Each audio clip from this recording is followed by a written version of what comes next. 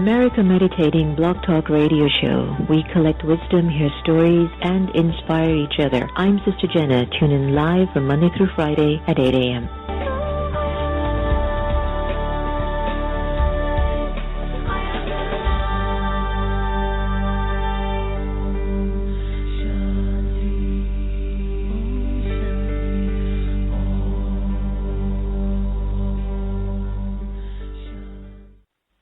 Hello everybody, this is Alona Holland, listener of the America Meditating Radio Show. I'd like to convey my thanks to you, Sister Jenna and Sister Geeta, all the way from Omaha, Nebraska. Hi, I'm Dr. Vin Verga, author of The Soul of All Living Creatures, and I listen to America Meditating Radio. He went without food, not to lose weight, but to help people lose generations of hate. While many around him rose up with violence, he sat down for peace. When others used religion as an excuse for war, he used it to remind them of love. Mahatma Gandhi made the world a far better place by reaching out with the strength he cultivated within his soul. So, pass it on from the Foundation for a Better Life at values.com.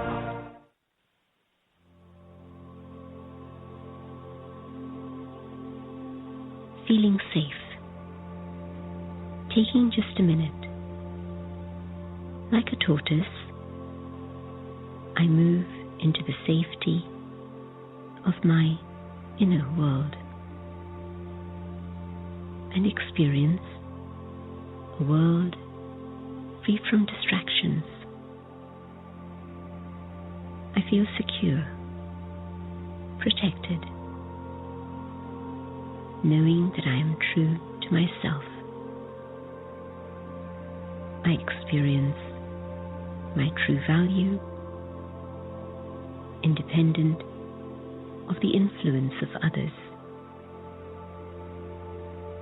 I now gently step back into my surroundings.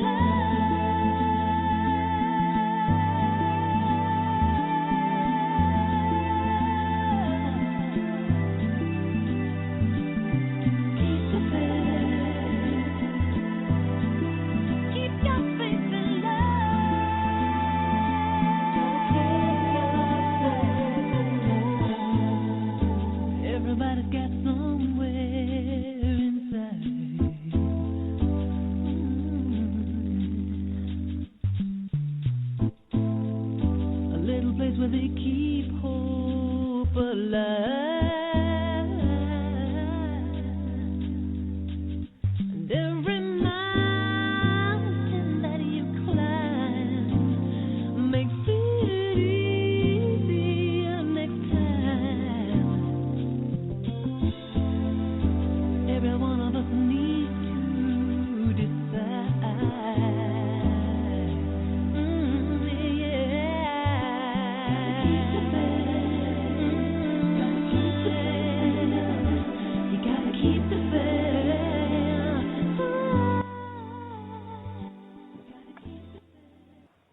Welcome, everyone. This is Sister Jenna. You're listening to America Meditating Radio. That was Keep the Faith by Bliss. And how important is it for us to do that in times like these? In some sense, it's getting better, and in another sense, we're just not quite sure why certain souls are still playing out certain parts. I'm talking about the bombings in Paris that just recently took place, and our good wishes and pure feelings are with everyone that's been impacted, and I think that includes the entire world, the whole globe. You know, Martin Luther King said it best, that if one person is being treated unkindly, it's affecting everyone. And if we stay silent, then that's also going to impact everyone. And so in times like these, we're being called upon to not only amplify our divinity and goodness and godliness, because we have to move into acceptance or forgiveness. And the scenes that are emerging to challenge us to do that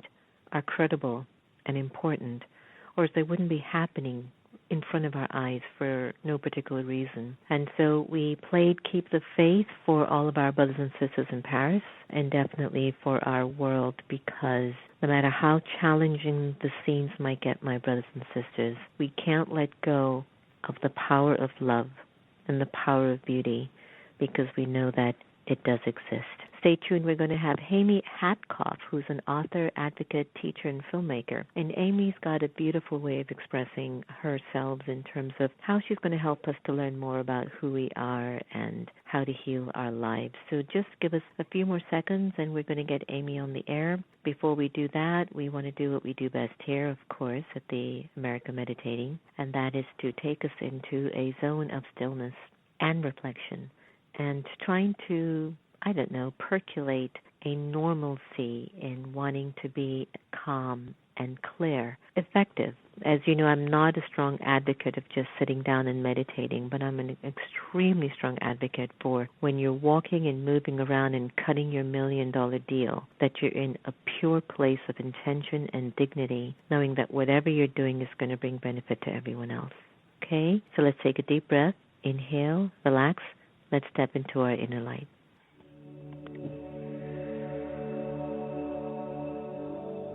Inner light. Taking just a minute, I relax my body and become aware of my inner light. I visualize each one of my thoughts weaving itself into this light. I draw from my heart the power of inner peace and the light of love. My thoughts are filled with compassion and forgiveness, patience and tolerance.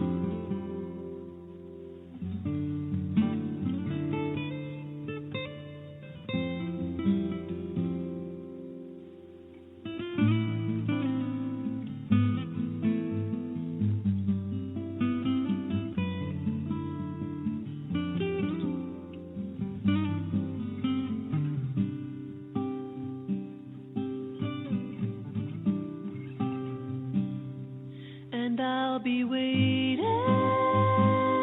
to catch you when you fall, to see you through it all.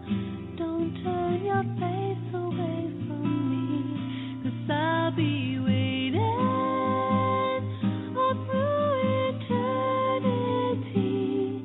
I'll be there patiently. Don't take your love away from me.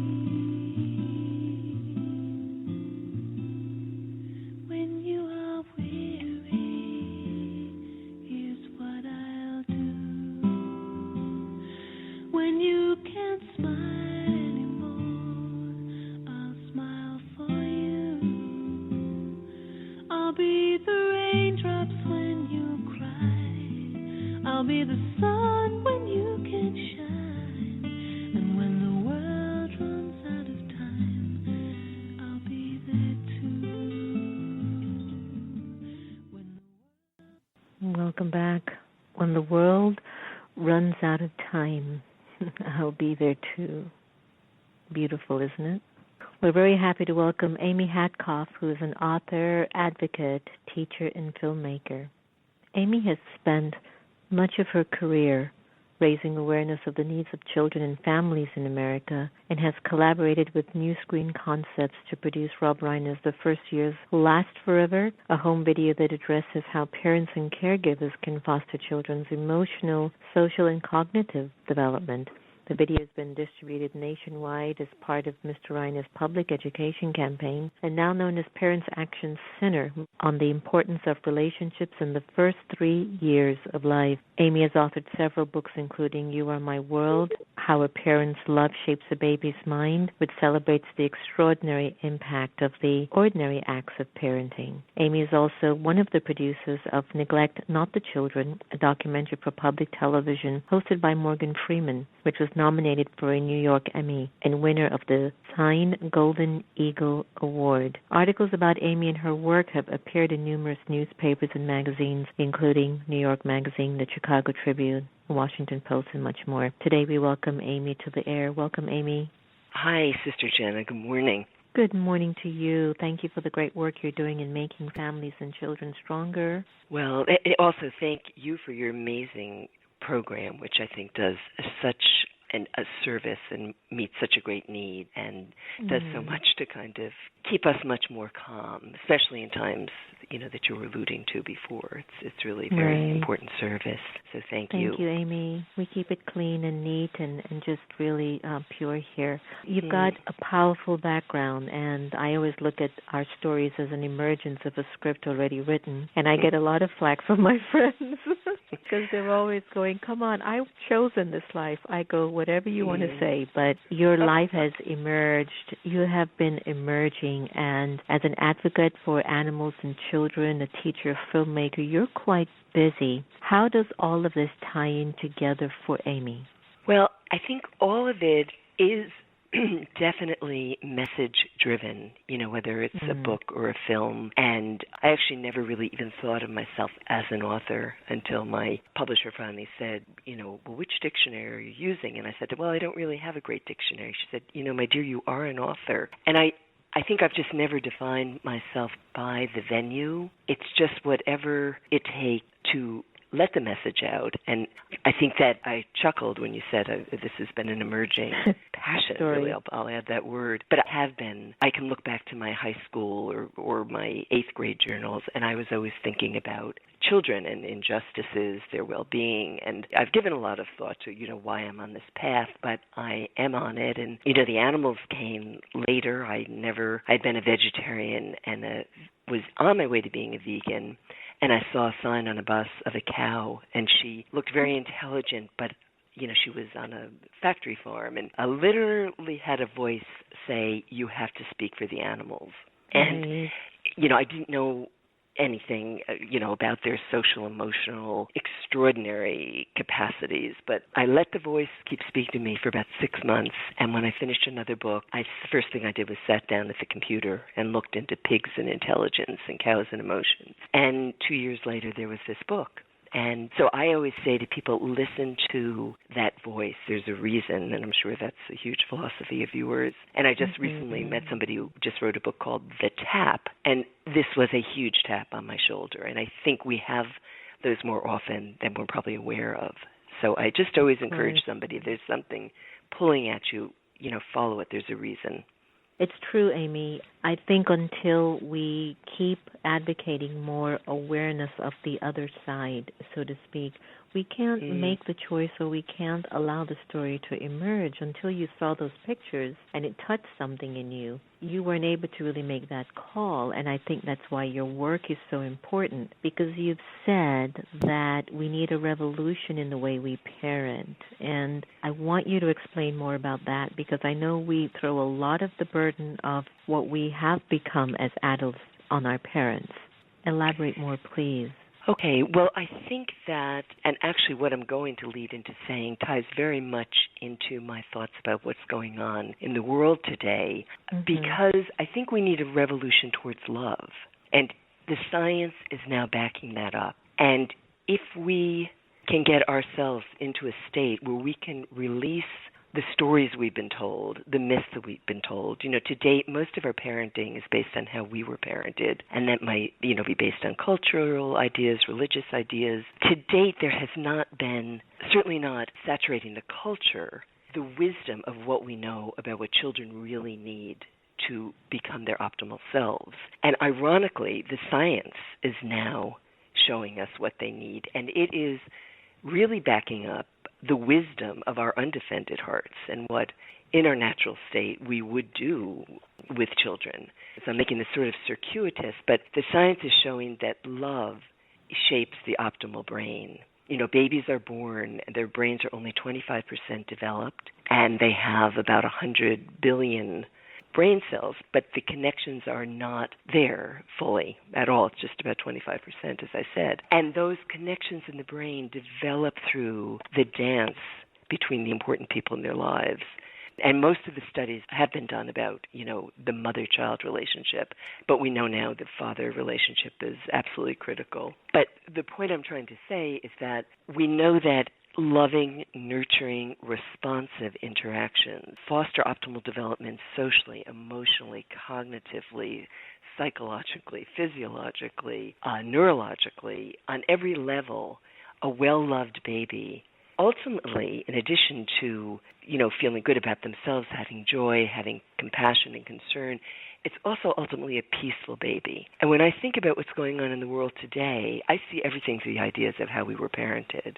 Through the eyes of how we were parented. And, I think, and not to divert and tell me if this is okay, but I think the violence that we're seeing in so many young people of any age, if babies had been responded to, loved, nurtured, the brain is really wired for peace in that event. There's a man, James Prescott, who can go into a culture and see the parenting techniques, and he'll know whether that's a peaceful or a violent culture. So babies who are well held and kissed and loved and nurtured and responded to will at least be wired for compassion for others, love of the self, joy in living. I look at, I see just how lost so many of people who've gone in a violent direction are in our world. Yeah. So I think more than ever, the message of a revolution for peaceful parenting is critical.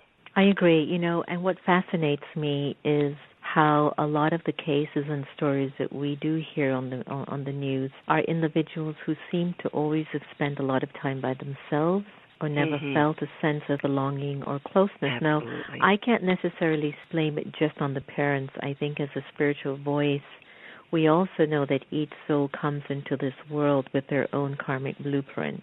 And so they also attract the parents that they get. They have manifested that parent or mother or father to grow and learn something from that, vice versa, the parent and the child. So in some sense, there's still an element that soul's own karmic journey, regardless if the parent was full on or not. However, if parenting is done with this revolution of love that you so beautifully just shared, I think the statistics would be much, much lower, without a doubt. What stands in our way of really seeing and feeling and understanding children today? Because we have walked into a complete different genre of being as people, one. Secondly, even parenting, two, because of the acceleration of technology. I've seen so many times, Amy, mothers have just given their child a tablet, an iPad, and that's it. And it concerns me because I don't see a future in that. Well, I think that distancing of the relationship, and every time a child's turning towards something other, especially in the early years, and the research actually shows, we have a great focus in many ways, in addition to what technology is doing. We're very focused on the academics and getting children to read earlier and giving them flashcards. And again, the science shows that the extraordinary impact of the ordinary acts of parenting, that a smile is more important to brain development than any structured learning activity. Things that are going to wire that baby's brain to be more social, to care about other people, to feel better about themselves, to do better in school, comes from the warmth. This is all, talk about being wired. I mean, this is just, I think, in the divine plan. It is that the beauty of that natural dance can lead to these positive outcomes. So I think the more and more we move away, and of course in this society, so many mothers today have to work and are not able to be there, as much as they would like. A lot of children are in the care of us. It's so hard to know the quality of the care. And I don't say any of this in an alarming way. I think children are very resilient, and if they've got that core love from their parents, their foundation can be very strong. And I think the other obstacle, too, again, is what we've been told. Don't pick the baby up when he's crying. You'll spoil them. And, it's amazing how prevalent that thinking is in this culture and many other cultures, because, Sister Jenna, the flip side of what we know about the benefits of loving children, we now know the damaging impact of stress on the brain and what that can lead to. And so leaving a baby to cry, where we think we're teaching them, not to be needy or they have to take care of themselves, it's actually releasing cortisol into their systems, and it interferes with the brain architecture, and it can lead to that.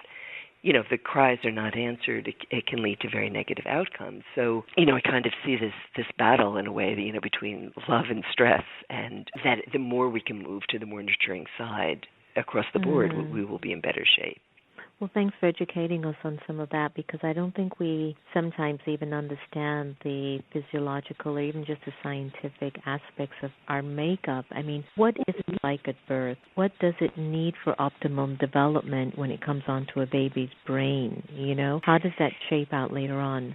What we're understanding is the baby is born with, really, we have three brains, and we've got our primitive brains, the reptilian and the mammalian, and then we have our higher brain, which is the neocortex and the frontal lobes. And in contrast to leaving a baby, this goes back to, what they need optimally. When we respond and soothe a baby is crying and stressed, and we answer the cry, we're actually building the baby's higher brain so that they can manage stress and birth the baby's brain. Primitive brains are kind of in the driver's seat. But through the loving, nurturing, soothing responses of the parent, cells begin to be wired so the higher brain actually becomes more dominant.